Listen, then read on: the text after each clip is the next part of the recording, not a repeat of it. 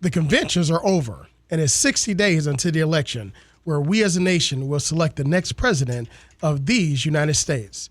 But with less than 2 months left, the polls are showing that former Vice President Joe Biden is leading nationally by 7 to 8 percentage points.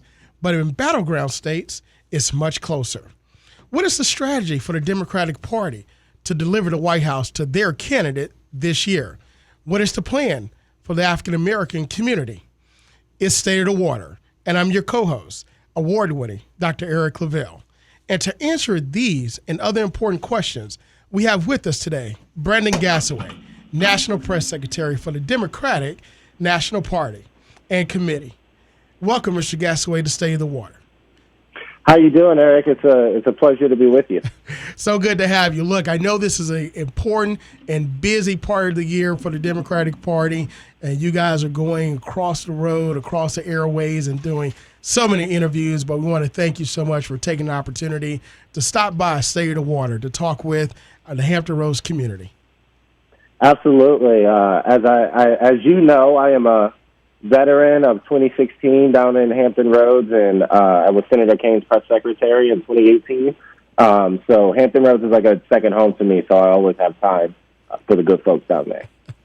Well, look, we're going to jump right into it. The conventions are over. The DNC, the RNC, and the messages were sent out. And by contrast, they were pretty different conferences and conventions, especially with COVID. What was the message that the Democratic National Committee wanted to get over to the people, and do you think it actually got there? So first I want to say thank you to the city of Milwaukee, who are fantastic hosts. They really took care of us, and give props to our convention CEO, Joe Salmonese, and his team for taking unprecedented circumstances and delivering an extraordinary product.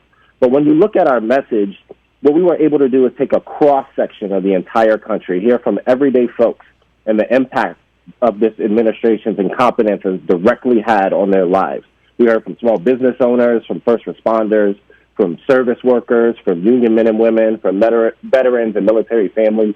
And it really painted a realistic picture of where we are, but also a portrait of hope on where we hope to go under the leadership of Joe Biden and Kamala Harris. It also showed that as a party, we are taking this virus and this pandemic seriously. Early on, we moved the date back in hopes that the public health situation would improve.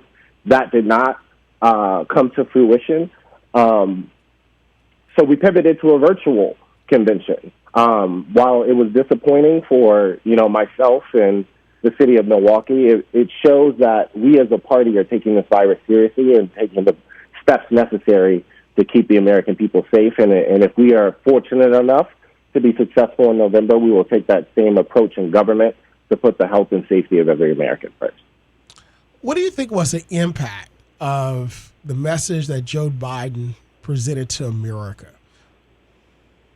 So what I really see the impact is, now, even though the vice president has been in public life for quite some time, he still needed to introduce himself to a number of voters in the country to show what type of man he is, to show what type of leader he would be, to show the type of empathy that he's the kind of guy that has taken some hits in his life and had to get up from them.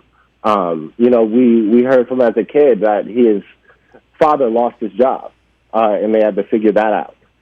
He lost his family at a very young age, his wife and children in a car accident before he went up to the Senate. And it shows that, Joe Biden can empathize and feel for the people in the United States. We've had, over 180,000 that have unfortunately succumbed to this virus. Wow. We need leadership that's going to understand the pain families are going through at this time. And leadership that will help us pull through it, and with those folks at the forefront. It's interesting that you mentioned that Vice President Joe Biden has been in public service for decades. As a matter of fact, he started in the Senate, I think, at 29 years old. Can you believe that? So Jess, there are many, many people that, even though he's been there, we have voters on our campus at Norfolk State University and across all the great universities in the Commonwealth that may not know who he is. So it was very important, I think, that, as you stated, he introduced himself to them and reintroduced himself to the American public. With that being the case, what about his vice presidential candidate, his running partner, Kamala Harris? Just the optics itself is historical. We know the first black woman, Asian American, chosen as a major candidate of a major party in recent history. But what was the message that the Democratic Party wanted her to get over to America? Well, first, I mean, we're on the airwaves of Norfolk State, a proud HBCU. Kamala Harris represents the first HBCU graduate on a major ticket for a major party, which is historic in and of itself.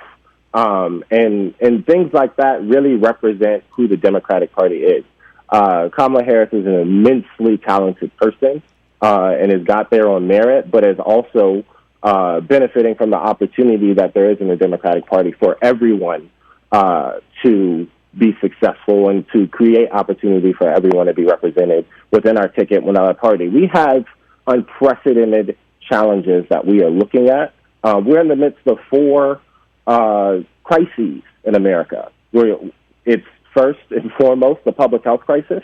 There's an economic crisis with more people applying for and taking advantage of unemployment insurance in the history of our country. We have a civil rights epidemic that has been raging since the killing of George Floyd and Breonna Taylor, and a climate catastrophe that is upon us. You know, I grew up in New Orleans, Louisiana, spent a lot of time in Norfolk.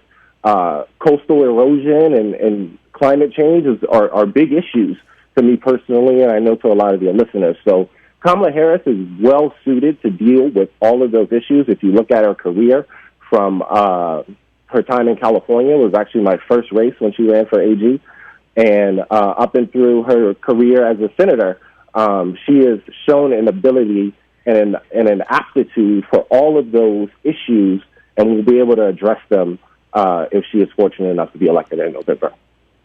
You know, that vision that you just articulated for Joe Biden and Kamala Harris to America, it resonates with a lot of people, both working class people, students, individuals who are in the middle of the fence, not really on one side or the other. But in contrast, the RNC convention was speaking directly to a certain demographic, a certain aspect of their party.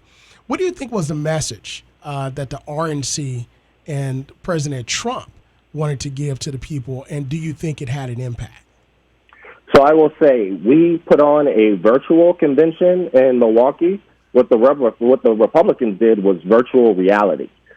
They talked about COVID-19 and the pandemic as if it were a thing of the past.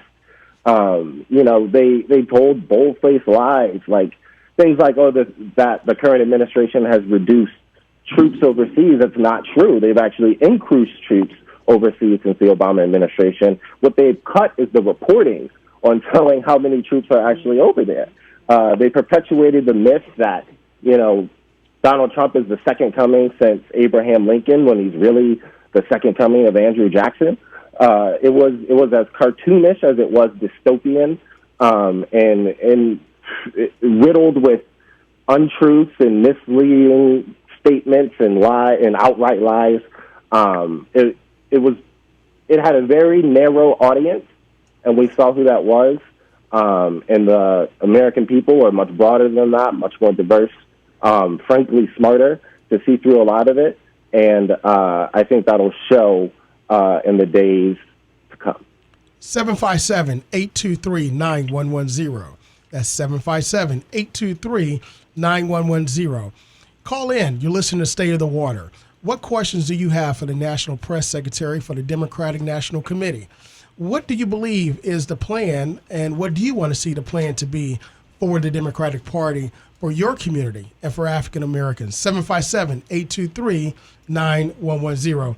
Benita, we talk a lot about, you know, the different plans and what is the plan for our community, Hampton Roads, the city of Norfolk, the Commonwealth.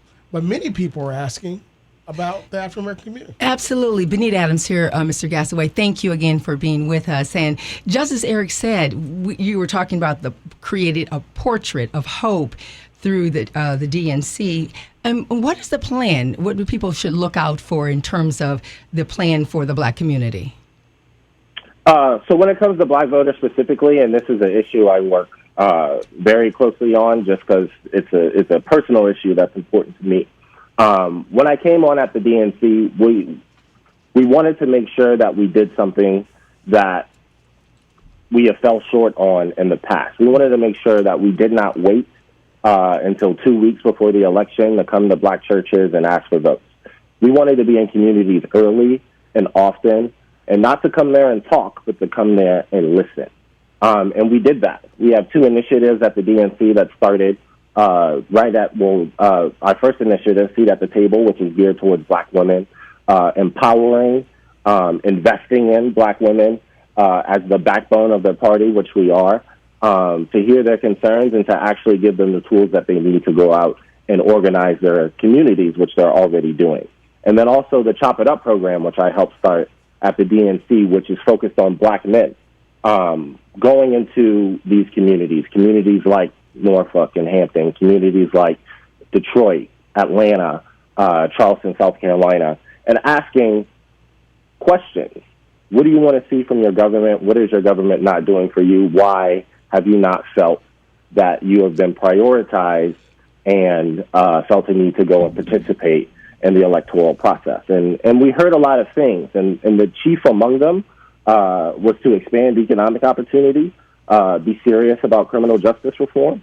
And those are things that we have taken to heart. And now that we have moved into what I call the fourth quarter of the election cycle, we want to make good on those promises. Like we have, as a party, we support passing the John Lewis Voting Rights Act. Like the Voting Rights Act was gutted in 2013 by the Shelby decision, which has led to a lot of the problems we see now in Georgia and other places, Georgia, North Carolina, Arizona, Texas, when it comes to access to the ballot. We want to shore up those problems and bring back pre-clearance so we can get rid of discrimination at the ballot box. We have a number of criminal justice reforms, including banning chokeholds, incentivizing states to reduce their prison population through, recidivism programs and things of that nature, because the vast majority of incarcerated folks in America are incarcerated in state and local jails. We also want to rein in qualified immunity. So there's accountability when we see things like, Jacob Blake, George Floyd, and the list goes on and on, unfortunately. But there needs to be accountability there. That is the only way we're going to start making progress, so we stop seeing these things happening. We want to do things like expunging marijuana convictions. Like there's, several states across the country that have legalized marijuana, but folks of color cannot participate in that commerce because of records of selling marijuana previously. So getting rid of things like that are part of our plan in criminal justice. And, access to housing, to food assistance, to job assistance, all these things that the government provides that equals the playing field economically. Right. You don't have access to those things if you're coming home. And we want to do away with that so you have just as fair a chance to succeed in the economy as everyone else does. And then go ahead. No, I'm just saying. I could go on and on about that. No, listen, these are all great aspects of what a society and inclusiveness looks like. As a matter of fact, State of Order is an initiative of the Center for African American Public Policy. And you've literally just articulated all of the issues, or most of the issues, that persons across the country have been protesting about. And right. And what you're saying is, in order to get your protests and your grievances into action, you have to vote and you have to create public policy to change. Absolutely. Protesting is vital. Protesting is important. But it is a tool in the toolbox, just like voting. We use voting to hire and fire decision makers in this country. It is our only leverage in this thing we call a democracy to bring about change and bring about solutions. And I say this all the time when I'm talking to, young people, old people, no matter who it is, that everything in our government happens on purpose. Nothing happens by accident. It is the things that are in place, the policies that exist are there because someone wanted to. And those someones usually have more votes than the other people that it harms. And the only way to change those things is to bring the votes, bring the noise at the ballot box on November 3rd, and exercising your right in a variety of ways. Like if you don't feel safe in this pandemic, if you are in a risk factor zone or older and feel like, it may not be safe for me to go out to the polls, we want to make sure that you're able to vote by mail safely. Right. We want to make sure you're able to vote early. Voting early allows for social distancing and all sorts of other safety measures at the poll. But if you want to vote in person on Election Day, that is your right also, and we want to make sure you do that safely. Like, I'm very heartened by the work that folks like LeBron James is doing with the More Than a Vote campaign to show that are turning stadiums across the country into very large super voting centers so people can social distance. So, there's not these long lines that we see in certain neighborhoods all the time, harkening back to my voting rights conversation. So we don't see those things in the future. So access to voting, the right to vote, is critically important. John Lewis called it our most effective tool in a democracy. That's right. Our most effective nonviolent tool in a democracy, and it's an imperative that all of us utilize it. Mr. Gassaway, how fitting that John Lewis's words ring so true in this time period where many feel, Benita, that this is the most important election of our time period. I believe that. And Mr. Gassaway, just as you said, listening, seeing what people want, what they not just want, but need. And I agree with you, Eric. It is such an important election. 757-823-9110. 757-823-9110. You're listening to Stay the Water. How do you feel about this year's election? What do you feel is the Democratic Party's plan for the African American community? Did those messages resonate with you? 757-823-9110. Mr. Gassaway, you talked about voting, and I want to spend so much time on this because this is the major issue for this election, I feel, for everyone across the board. And when we look at voting, the word that comes up is suppression. With the post office, the misinformation by the White House, and then others. As a matter of fact, the president was just in North Carolina this week urging voters to vote twice. Right. Right. Literally to commit ridiculous. To commit a felony. What is the stance of the Democratic National Committee's aspect on voting and voting suppression? And also, what is the deal with the post office? What is the Democratic Party looking to do to hold the post office accountable to make sure that all votes are counted? So the Democratic Party stands staunchly opposed to voter suppression in every form that it takes, and stand on the side of voting rights. We stand on the shoulders of folks like John Lewis, who fought and bled and sacrificed so we can go and exercise that vote. Folks like my grandmother, who were told that, I grew up in, as I said before, I grew up in Louisiana, and folks like my grandmother were told you got to count the number of jelly beans in a jar before you can vote, the number of bubbles in a bar of soap before you can vote. So things like that are at the core of our being in the party, and fighting against those is a central tenet, and what we look to do moving forward. But what I want to say in regards to voting and confidence in voting, the biggest thing we can all do is make a plan. Is to make sure that, if we want to vote by mail, do it early. Ballots are getting mailed out in a couple weeks here in Virginia. Fill it out and send it in. You could track it online and make sure that it's getting where it's supposed to be and if it's counted. And if you get it in early enough, if there's an issue with the signature or anything like that, you still have time to fix it and rectify it.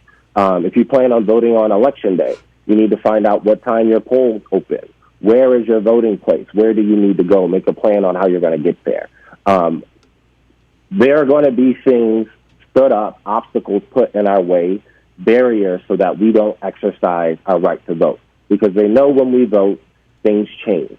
So what we have to do, what we're doing from the party side is we're litigating those things. We're fighting in court. The House of Representatives has brought in the Postmaster General for questioning and accountability to make sure that the resources are in place.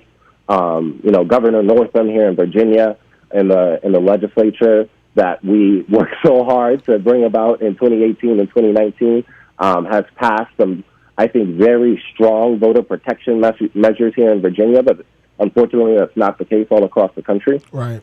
But it is on us to climb over those obstacles. John Lewis had to get punched in the face when he showed up. C.T. Vivian, got the hell beat out of him on the steps of a courthouse just to try to go vote and try to go register people. Fortunately, hopefully, we don't have to stand up to some of those things, but we still may have to make some sort of sacrifice to make sure we exercise that right. And we need to make sure that we're looking now ahead of time on what we need to do to make sure our voices are heard. You mentioned sacrifice, and you brought up all of those actions and persecution that many of our relatives went through to vote. And you talk about John Lewis who's recently passed and his march across the bridge and so forth. But should it really be that hard in 2020? I mean, haven't we come so far, with legislation, not just the Civil Rights Act, but also the Voting Rights Act and all? And why is it so hard this time around? Like I said, everything that happens in government, everything that is the case is done so on purpose and done so intentionally. The mantra of the Republican Party going back decades is our leverage in elections go up as the voting populace goes down. It is to their advantage when fewer people come to vote. They are able to go into power and do things like appoint Supreme Court justices that will gut the Civil Rights Act and get rid of things like pre-clearance that we fought and sacrificed and many died for to pass that in 1965. We have to be consistent in coming to the polls, consistent in voting, consistent in showing up, and consistent in holding our elected officials accountable once they are elected to make sure these things are protected going forward, because they could very easily be rolled back in one cycle. 8 years of Barack Obama have just about been dissipated by 3.5 years of Donald Trump, right? Because that is how much power comes with federal office in our country. And in order to not only make the gains we want to make, but to keep them in place, we have to continue to show up. And if it takes climbing over some obstacles, we have to do that. 757-823-9110. 757-823-9110. What is the most important issue to you in this election cycle? Mr. Gassaway, you mentioned the courts, and voting has its consequences. Many people believe, hey, why vote? They're going to do what they want to do anyway. But we see where only a few votes can change the election when people stay home, a percentage point here or there from 2016 election to 2012 election, and now we're looking at 2020. How important is the judiciary after this election? I mean, the judiciary is extremely important. Like we talked about voting rights and the role the Supreme Court has played there. But, they're also going to play a significant role when we talk about choice and reproductive health in this country. When we talk about criminal justice reform. When we talk about judges, a lot of the focus is on the Supreme Court. But there's lots of lower-level judges that are making these decisions on who goes to jail, right? Who gets charged before he gets to the Supreme what charges Court. stick, how long you go to jail, and when you get out. All those folks are being appointed by people who don't have an interest earnestly in criminal justice reform and actually reducing mass incarcerations. Judges are huge. They are very, very powerful folks, and if you've ever been involved in the system, you know that a judge can make or break your future based on a decision they get to make unilaterally. The Supreme Court is vitally important at the very, very top, but these judges, these lower court judges and federal judges on the local and state levels are vitally important also. And he's appointing folks at a record pace, and these are lifetime appointments. And they're intentionally picking young folks who are inexperienced and frankly, unprepared to hold these benches, but they're going to hold these benches for a long, long time. And Mitch McConnell has made it clear that that's going to continue to be their priority if they hold the Senate and hold the White House for another 4 years. And that will have an effect for decades to come on not only, our lives, but our children's and our grandchildren's lives as well. Right. How, not just the courts, but how important and how dangerous do you believe that the rhetoric from the White House is as it relates to it sympathizing with white supremacist agendas and also the policies that are coming down from executive orders? Well, it foments it. It gives those folks a home. It gives those folks validation for what they're doing. When you defend someone like Kyle Rittenhouse, who drove across state lines from Illinois to Wisconsin with an AR-15 and walked around the streets of a protest looking for trouble, ends up killing 2 people and injuring another with his AR-15, and is allowed to walk home past police and sleep in his own bed. Not only that, but get his court date pushed back because he doesn't feel like showing up that day. I've had court dates from speeding tickets, and they didn't get pushed back because I didn't feel like coming. Like, it's a travesty what happens and the type of validation that this White House gives to folks. And the dissonance involved as well. His Department of Homeland Security under Donald Trump said that white supremacist groups are the biggest terrorist threat our country is facing. Have they lifted a finger on that? Have they done any of that? No. But they yell and scream about Black Lives Matter night in and night out when, the true threat is clear and apparent, that are picking up arms and militias, driving through cities, provoking violence, are folks predominantly on the right, and not much is being done about it. Yeah. So right now, in our last few minutes that we know that we have the 2020 election where we elect our president. You've talked about down ballots in other states, and we're electing one of our U.S. senators here in the Commonwealth of Virginia. What are some of the major issues that the DNC are really focusing on and want to get their message over to the voters about as they go to the booths nationwide? That we have your back. The Democratic Party is a party of working people. The Democratic Party is a party of diversity and inclusion.